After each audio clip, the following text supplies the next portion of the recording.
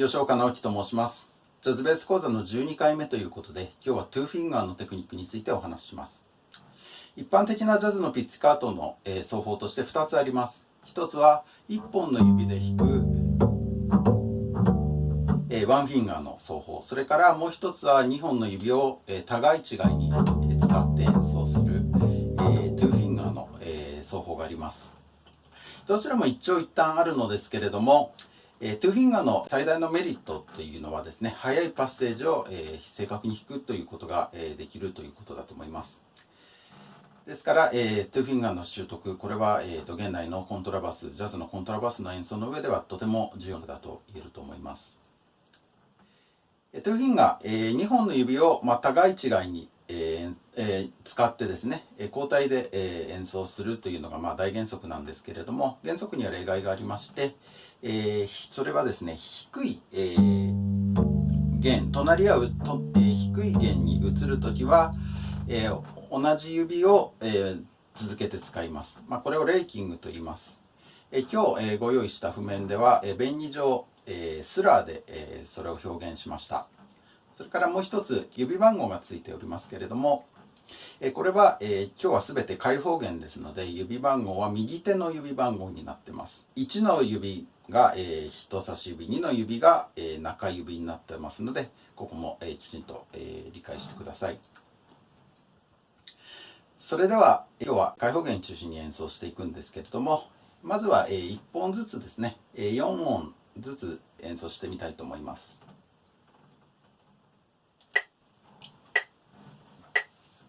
私は2の指から始めるのが好みなので、2の指から今日は全てのエチュードで2の指から始めたいと思います。では弾いてみます。ここで同じ指になりますね。次も一緒です。2の指です。次も一緒です。今度は登っていきます。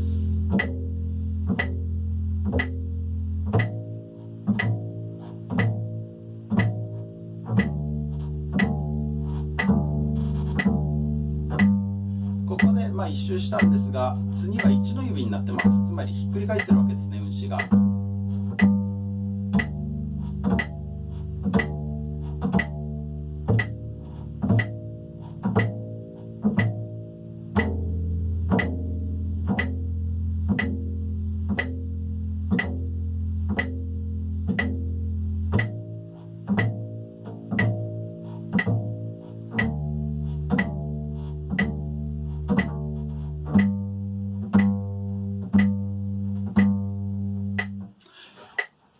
このようになります。2の指で始めましたが、一度下がって登ってきて、また2回目の時は今度は1の指から始まるというように、一巡するごとにですね、今日のエチュードは全て指が入れ替わります。でですね、今日の目標っていうのは、指番号を意識するっていうことは、練習ではもちろん必要なことなんですけれども、本番ではそのようなことは、あまり意識しない方がむしろいいということですね。例えば街を誰かとですね、話しながらブラブラと歩いてる時に、例えば今右足が出てるですとかですね、右腕が後ろに来てるとか、そういうことはまず意識しませんよね。話に集中して、歩きっていうのはほぼ自動的に行われています。これは演奏中でも一緒です。演奏中っていうのはいろいろなことを考えて音楽に集中するということが大切ですが、今、右手がですね2の指なのか1の指なのか、次はレイキングなのかどうなのかっていうことはなるべく本番では意識しない方がいいわけですね。これがもう自動的に無意識で、習慣として理想的な、右手の、指順になっているということが今日の目標です。ですから今日のエチュードっていうのはですね、もちろん指番号も、最初のうちは意識しなきゃいけないんですけど、その音のパターンでぜひ覚えていただきたいと思います。それで、私の場合2の指からスタートしますが、一巡して戻った時に指がひっくり返ってるかなと。それでもう一度やって戻ってきたらまた元の2の指に戻ってるかなっていうところでチェックポイントとしていただければと思います。そのことをちょっともう一度、確認するためにですね、今度は、今は4つずつ弾きましたが、今度は2つずつ、ちょっと指順もですね、ちょっと見ながら、ちょっと演奏してみたいと思います。2の指から始めますね。では弾いてみます。ここでレイキングですね。次も一緒です。次も一緒です。で、1、2、1ときます。今度は1の指になってます。1、2、2、1、1、2、2、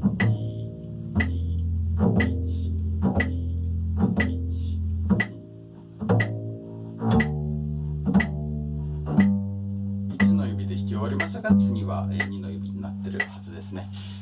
このようにですね、戻ってきたところで最初の音が何の指で弾いているかということをチェックするということです。それでは今日エチュード入っていきたいと思いますが、今日は大きくですね3連音符のエチュードとあと16分音符のエチュードを行います。3連音符のエチュードは6つ、それから16分音符のエチュードは14あります。ではまず3連符のエチュードの1番からやりたいと思います。3連符のエチュードも、16分音符のエチュードもそうなんですが、今日のエチュードは隣り合う2弦のペアですね。最初の1弦と2弦、それから2弦と3弦、3弦と4弦のペア。今度は上りでは4弦と3弦、3弦と2弦、2弦と1弦のペア。これでですね、パターンを繰り返して練習していくんですけれども、一つ目は、高低低高低低のパターンで、すなわちこ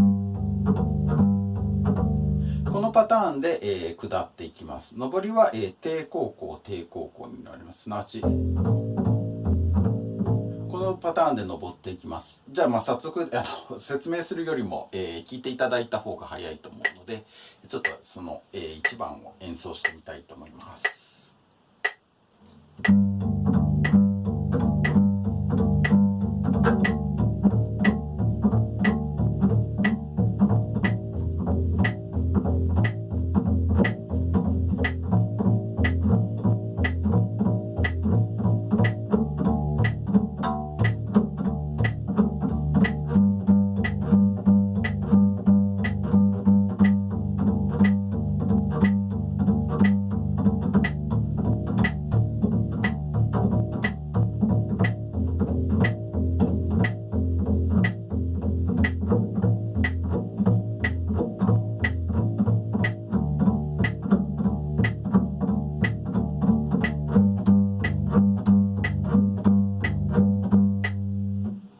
このようになります。そうすると、次、今ちょっと弾かなかったですが、3回目は2の指に戻ってるということですね。このようにですね、パターンで覚えるんですね。指順で覚えるのではなくて、音形で覚えて、それで、無意識で弾いてみる。最初は意識しながら弾く必要があるかもしれませんが、慣れてくると、無意識に弾いてみる。そしてどっかで間違うことってよくあるんですね。で、戻ってきた時に、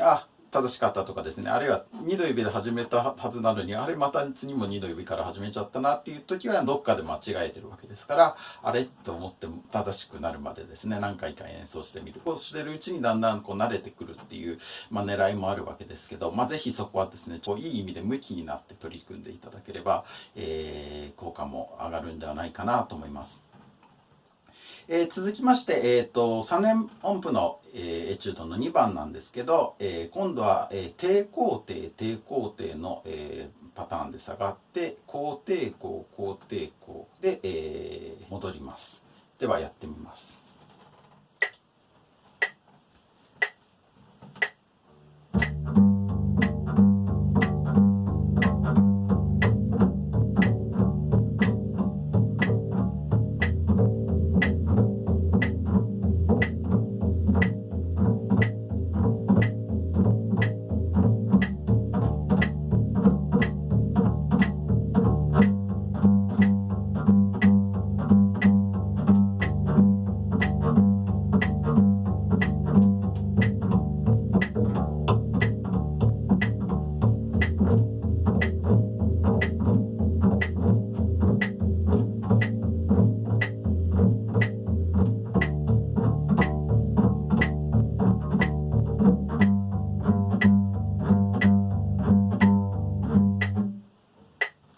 このようになりますね。正しく弾けていたようです。それで、お気づきの方もいらっしゃると思うんですけれども、今のエチュードの中にですね、3回連続、レーキングというか、同じ指で3音連続弾くというパターンが出てきました。それではですね、エチュード3に進みたいと思うんですけど、今度はですね、低抵抗、低抵抗です。今度はですね、一弦飛ばしの、動きが出てきます。この練習ですね、慣れるまでは、空振りしてしまったりとか、ちょっとミスってしまったりとか、弦をうまく捉えることができないということが最初のうちは起こります。その右手の感覚を養う上でもですね、この、今日の練習、開放弦ばかりの練習なんですが、とても役に立ちますので、ぜひ根気よく取り組んでいただければと思います。それでは、エチュード3やってみたいと思います。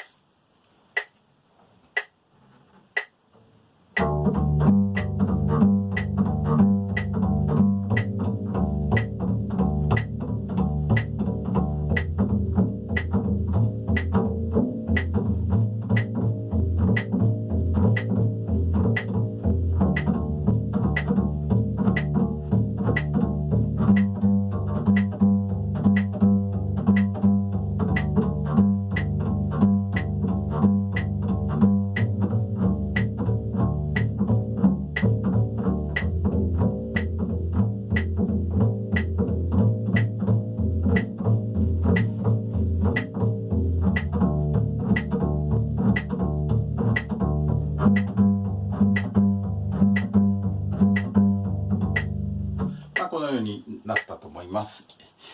それでですね、今度はエチュード4なんですけれども、4から6はちょっと省略します。口頭で説明しますと、エチュード4は今度は高高低高高低のパターンですね。上りは、低抵抗低抵抗になります。それから、エチュード、5番として高抵抗高抵抗。それからエチュード6として低高校低高校ですね。上りはその逆になりますけれども、このパターンですね、すべて、これで3連音符のパターンはすべて揃うかと思いますので、これぜひ練習してください。例外なく1回済んだら今度指が入れ替わって、またもう1回やると戻ってくるということになっていますので、ぜひこれでですね、まずは3連音符のパターンで2フィンガーの練習をしてください。続きましてですね、4音のパターン、16分音符の練習に入りたいと思います。パターンとして少し多いですね、14パターンあります。まずエチュード1から4について説明していきたいと思います。エチュード1はですね、下りは高高高低高高高低で下っていって、上りは低低低高低低低高で戻ります。それで、先ほどのエチュードと違ってですね、1拍ごとに、つまり1つのユニットごとにですね、指が入れ替わるというちょっと難しさもあります。ですからまず3連音符をまずしっかり、マスターしたら、16分音符のパターンに進んでいただければと思います。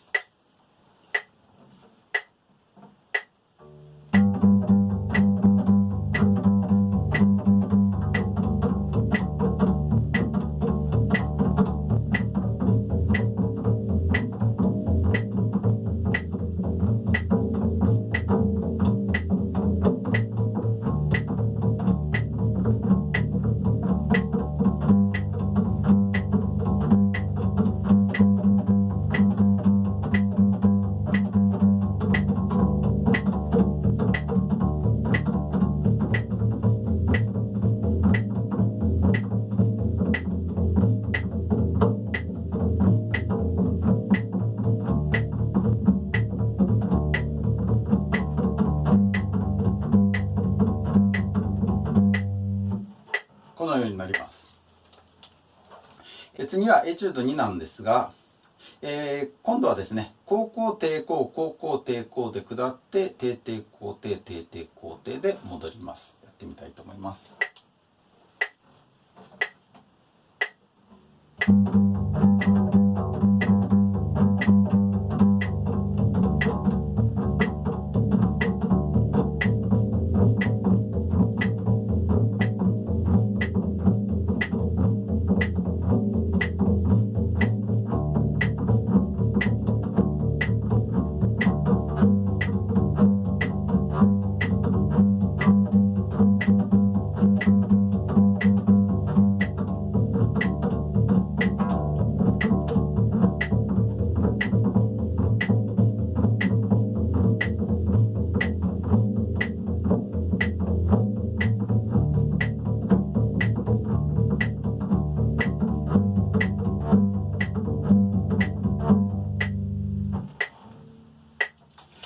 のようになります。続きましてエチュード3なのですが、今度は高低高高高低高高で下って低高低低低高低低で戻ります。やってみたいと思います。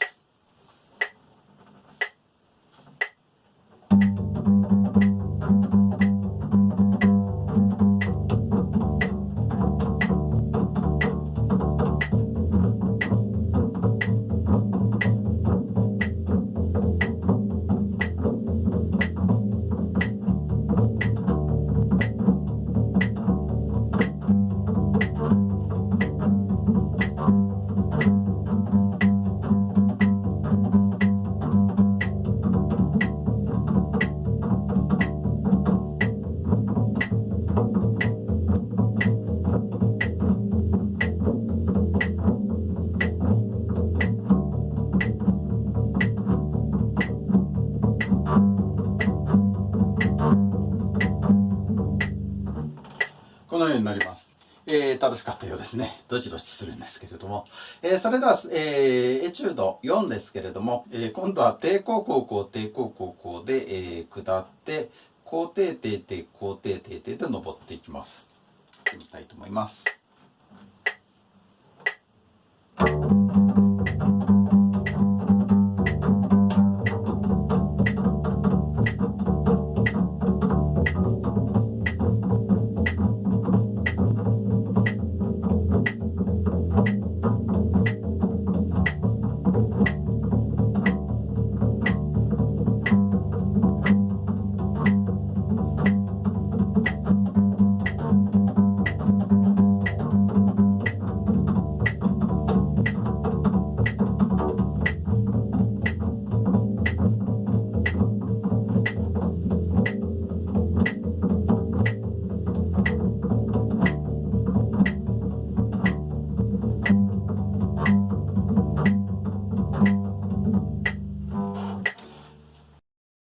このようになりますね。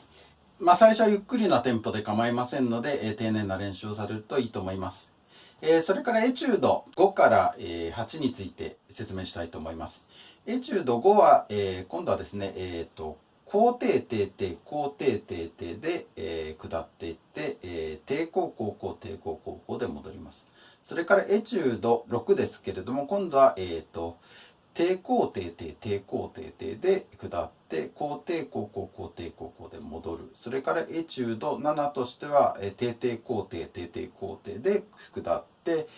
高高低高高高低高で戻る。それからエチュード8として低低低高低低低高で下って高高高低高高高低で戻るというのがあります。ちょっと時間の都合もありますので省略したいと思います。それではエチュード今度9から12について説明したいと思います。エチュード9から12は2個ずつですね、連続して弾くパターンが出てきますが、まずはエチュード9高高低低からです。やってみたいと思います。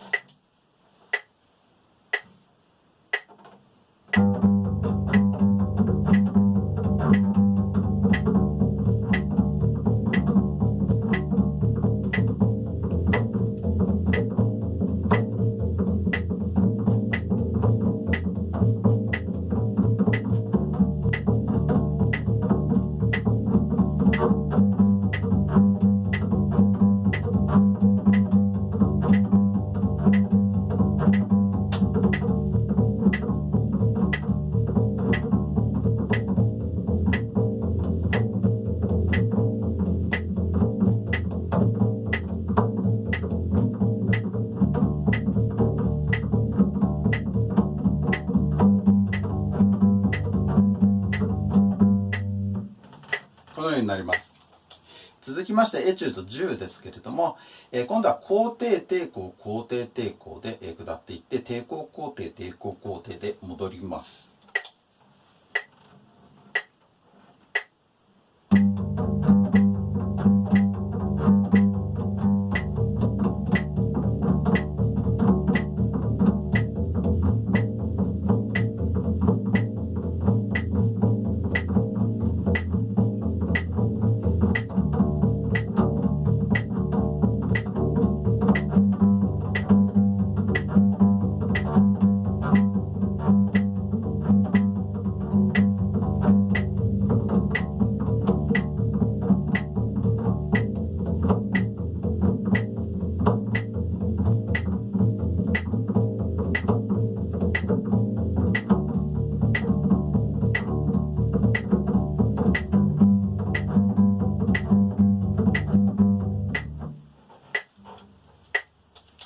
このようになります。続いてエチュード11になりますけれども、今度は低低高校低低高校です。これちょっと難しいです。やってみたいと思います。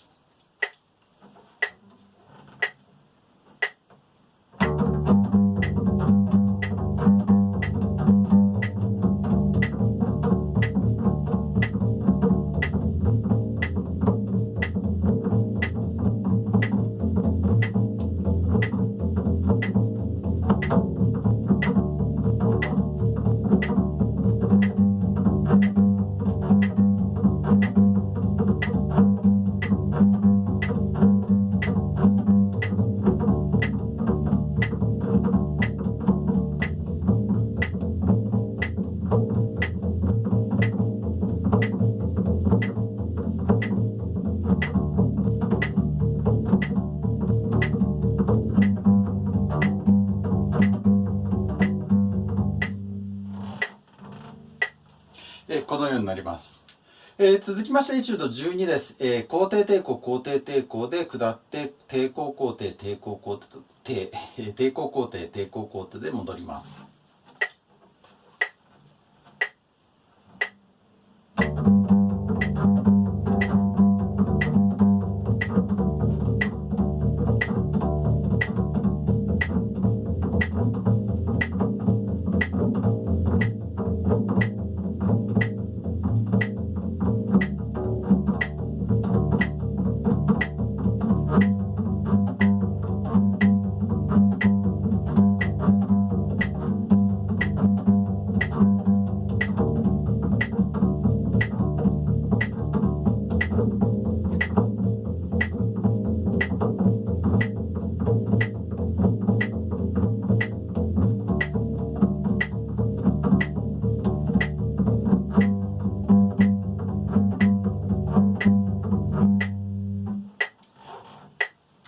このようになります。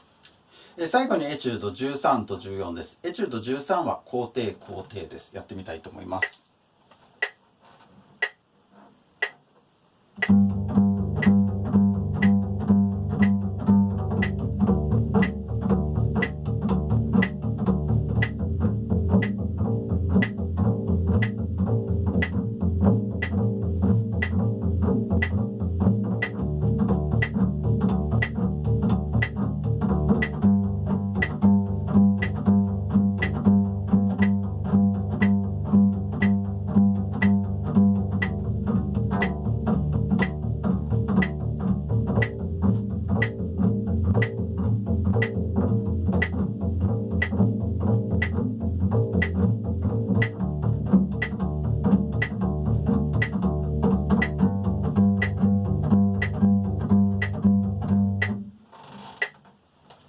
このようになります。そして最後がエチュード14、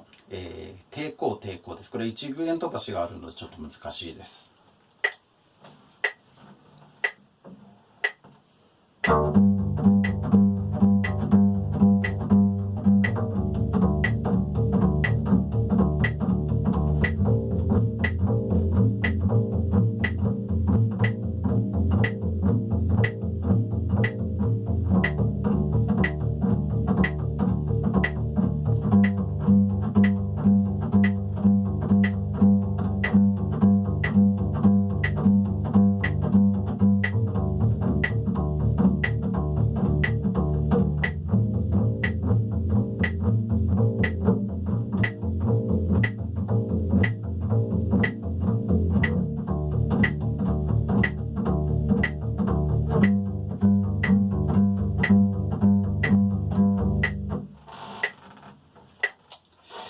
本日のエチュードはこれで全てです。10パターンありますが、ぜ